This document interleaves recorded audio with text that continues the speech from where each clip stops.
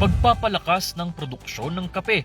Ito ang naging desisyon ng Barangay Happy Halo matapos sumailalim sa Design Thinking Workshop na pinangunahan ng City Planning Development and Sustainability Office at United Nations Development Program o UNDP.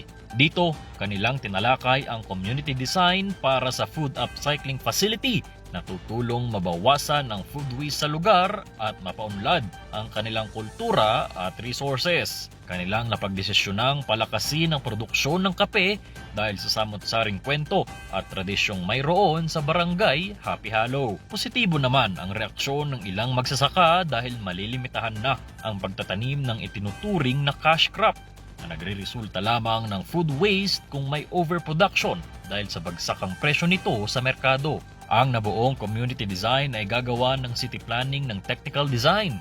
Ito ang mas detalyadong plano sa mga kakailanganing instrumento sa paggawa ng kape.